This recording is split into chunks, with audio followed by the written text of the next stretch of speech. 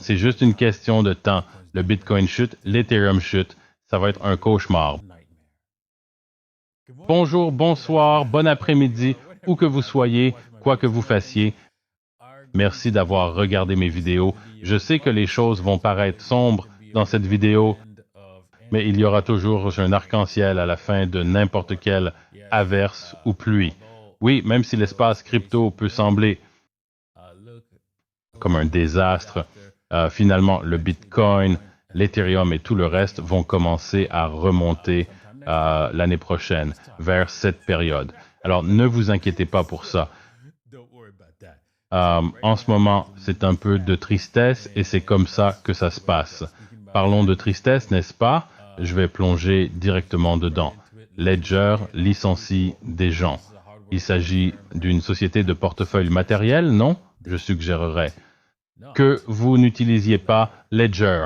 Et je ne pense pas qu'ils licencient des gens parce qu'ils disent ici dans cet article qu'ils licencient des gens à cause du marché baissier. Oui, mec, tu devrais peut-être prendre en compte le fait que tu as changé la donne et tu as enfreint la règle cardinale d'un portefeuille matériel où les clés sur le portefeuille matériel ne doivent jamais en sortir. Jamais. Jamais. Et si vous permettez aux gens de retirer les clés et de les stocker pour eux et de permettre au gouvernement de voler leur argent, ce n'est pas une bonne chose. C'est pourquoi je vous suggère d'utiliser un autre portefeuille matériel appelé Treasure.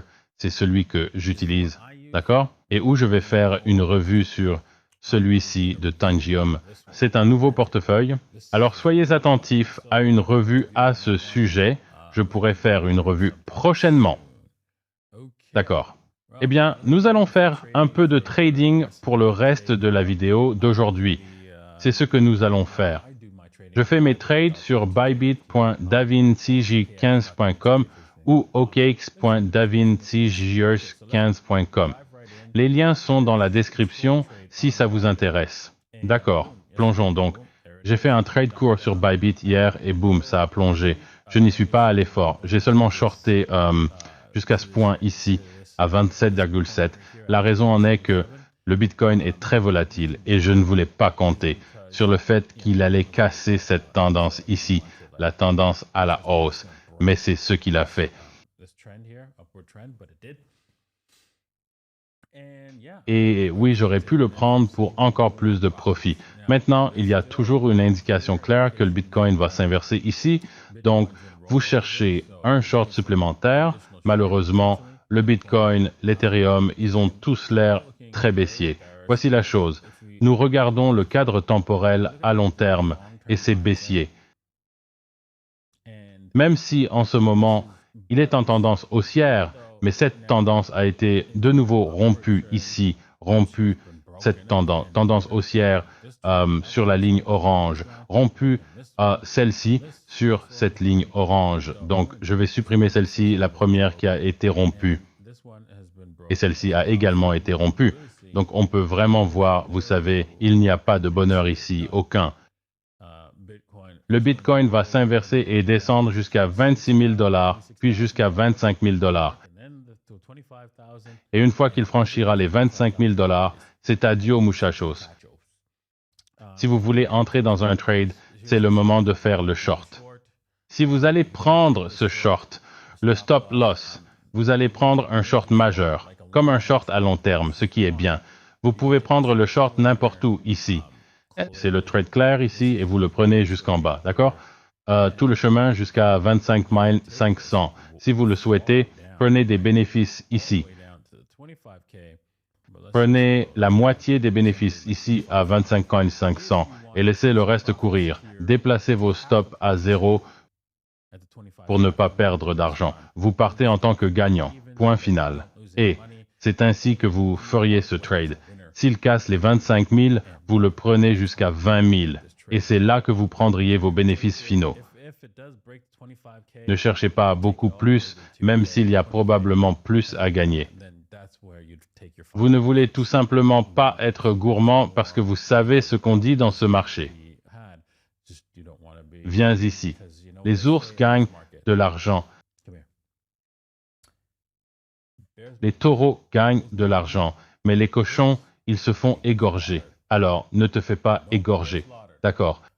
Passons à Ethereum. Ethereum, j'ai fait un trade ici et ça a plongé. Bien sûr, je ne l'ai pas emmené jusqu'au bout ici. Je l'ai pris seulement jusqu'à ce point spécifique, cette ligne de tendance spécifique. Je n'aime pas être trop gourmand.